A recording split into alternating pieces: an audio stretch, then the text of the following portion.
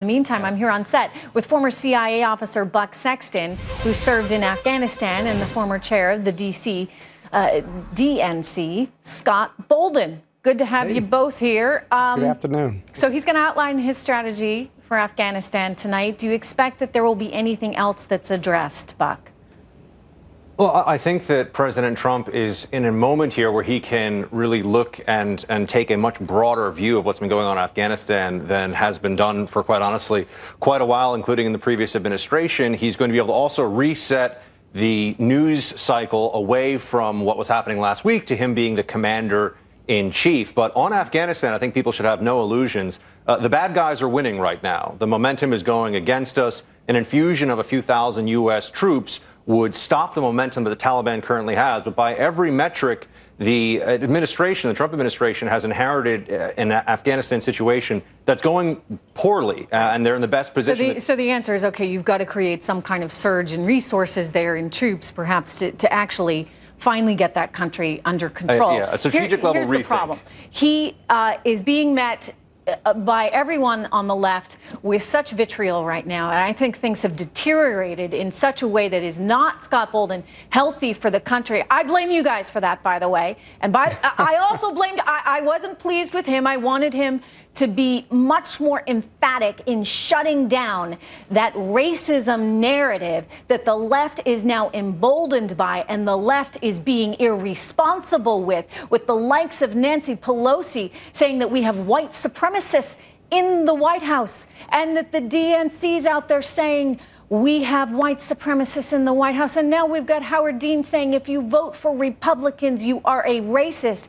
I mean, this is something that is dangerous rhetoric, Scott. And I'm wondering if anyone on the left is going to start taking responsibility for it, or are they just going to say this continuation of stuff that they have been saying so that they can stall his agenda? Well, Trish, the problem is that the president has driven this narrative, and the Democrats have a lot to work with based on his statements, his attempting to have some moral equivalency between Nazis and Ku Klux Klan and those protesting, people standing up against bigotry and racism and hatred, and those who are there who stand for it and what have you. You know he's not a racist, all right? I don't know that. I didn't like it either, because I don't want to give any of these groups any kind of cover. But you know that's not what he meant. Trish, you know it's not what he meant. If you listen look at, to the entire press conference, I did. And you see the press over and over again baiting him into, and I'm not happy that he didn't shut it down. My answer on this, by the way, and we're looking at the president and the first lady right now coming out. He's waving at the big crowd that's gathered there on the White House lawn. It looks like she's got some good sunglasses there, but they're going to have to put their really good glasses on, because as Dr. Siegel says, you do not look at the eclipse of the sun. So we'll be seeing him do that momentarily. But back to my conversation here with Scott. Here's the point. All right, I hear you. He should have shut it down, because anytime they start going there, that's just wrong. And you go right back to infrastructure. But you know what? The left was more irresponsible, because with statements like, if you vote for a Republican, you are a racist, and this was said by Howard Dean, that, sir, is irresponsible, dangerous, and not who we are as a nation. Well, the titular head of the Republican Party and the GOP is the president. I can't tell you or speak for or defend Dean, but what I can tell you is this.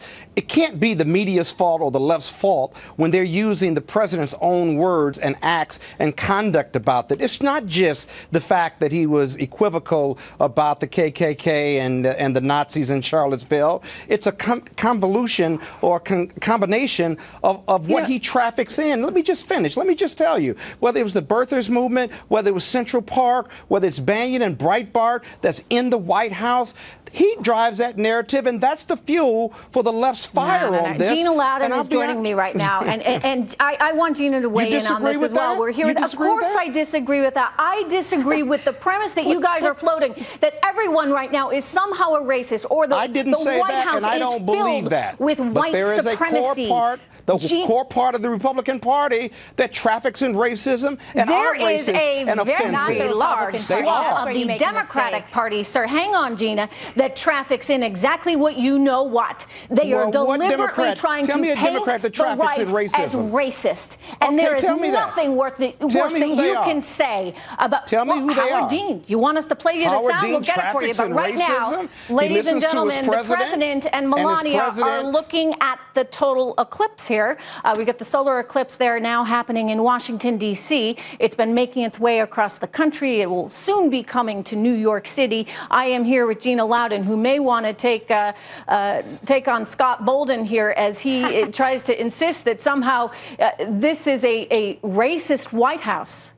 Yeah, well, I think that on this day where we're watching this eclipse, we should definitely have Scott put on some sunglasses because the future is bright under this president. And it's bright, too, Trish, because the left will not let up on this identity politics, which is a losing issue for them. It lost the last election, right? It lost the Civil War, right? So the left really needs to have a moment where they consider what being on this ridiculous side of the political spectrum has ever gotten them historically. We know that this is a losing issue. Even the Washington Post said that. Human Rights Commission said that identity politics is not just losing in the United States, Trish, it's losing globally. They've got to give up that ghost. And if they're not willing to, and if Howard Dean wants to keep calling us all racist, I say bring it on because we just win more in 2018. This is not who we are. This is not who we are as a country. And you know what? We've had some very difficult times in our history. We know that. But you know what? We have moved on. And this is the land of opportunity. And the quicker everyone recognizes that and takes responsibility for themselves, the better. This identity politics stuff, it's divisive. I hate it. And it has got to stop. Buck Sexton.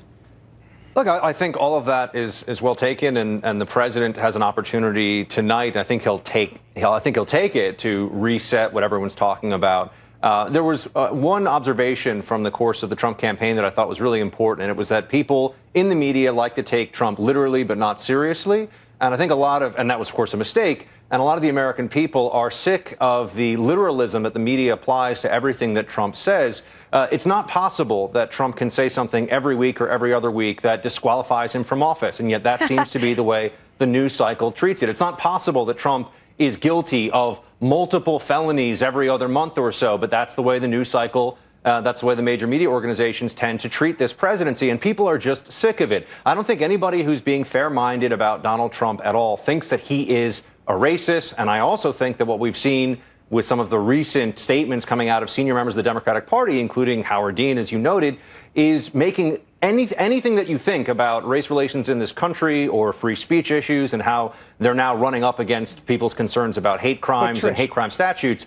It's making it worse when you have senior Democrats who are saying that the Republican Party is entirely racist. To paint with the broadest brush possible is just destructive and irresponsible. And unfortunately, because Democrats haven't had a message worth saying for a long time, they're just focused on those politics of destruction and that kind of, honestly, nastiness. It is Trish, here's absolutely the deal, unforgivable what they are doing right now. Absolutely unforgivable. Go ahead, Scott. Maybe not. But what you're missing in all of that analysis is that the left and the media is reacting. They're not gratuitously acting on Donald Trump. Donald Trump is driving that narrative. Oh, Scott, now, you can't believe that. I can't. Okay. This is gratuitous reaction. No, actually, this is divisive when he says politics there are nice at its Nazis out absolute here worst. and nice racists out here, what do you expect the media to do when he says that? All right, let Gina talk. You all have taken it as your course of action rather than to win voters with your ideals, right, and ideas and leadership. You have decided that dividing people up into little parcels so that you can control their votes is going to be your tactic. It is a losing tactic. It lost for you before. It will lose for you again. But I'll tell you something. You back that up to the guy out there on Main Street right now. He is not paying attention to your racial division. He doesn't care about it. What he cares about is that consumer confidence is up, is that the markets are up, is that the jobs have been created, 1 million jobs.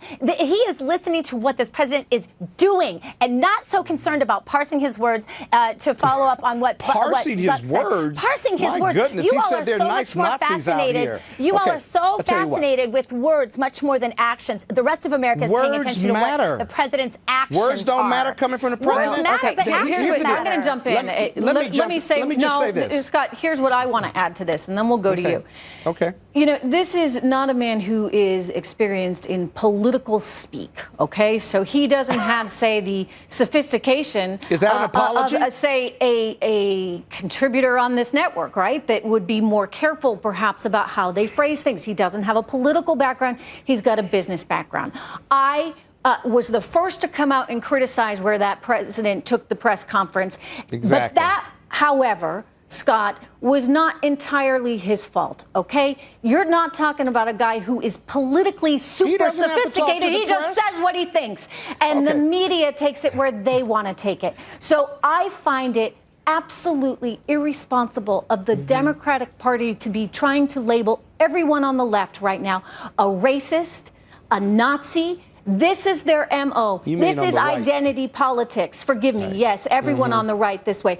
Gerrymandering has contributed to this all across this nation, and there is a thinking that you can pit one group against the other, but that is not who we are. We are a society that is free and has opportunity, and we are not what you all are trying to call us. Your thoughts? Please don't put my name in it, because I don't believe everybody in the GOP. Was Howard Dean wrong? I'm not condemning Howard Dean. Well, so we'll answer my question. Was Howard Dean wrong? I'm saying that Howard Dean had lots of evidence to be able to make that statement, and that evidence came from Donald Trump. But here's the deal. Was it wrong for him to say that, or are you saying it was right? I'm just curious. I just told you he had plenty of evidence to say that. So you think he was fine to say that? And you believe him? I don't believe that he was right to say every Republican is a racist. What he said was, if you vote for Republicans, you are voting for racism. No, I do not agree with that. But let me just say this. If you want to talk about identity politics, okay. If you want to talk about identity politics, though, okay, Donald Trump is as guilty of that as ever. And the evidence of that is, one, he's in the 30s on approval rating, and CEOs across this country are walking away from him, as well as other councils that they are on, as well as other community groups they're on. They're walking away because they cannot be associated with someone who actually thinks that, and the only reason they think that is because of what the president said. There's no response to that. Look, that's reality. All I can say is you guys are playing a very dangerous game right now, and I certainly don't want to see this country move back to a time that was filled with a whole lot of strife. We have moved forward for good reason, and we're going to keep moving forward as a nation. Buck, Gina, Scott, thank you so much. Let's get back to the clips.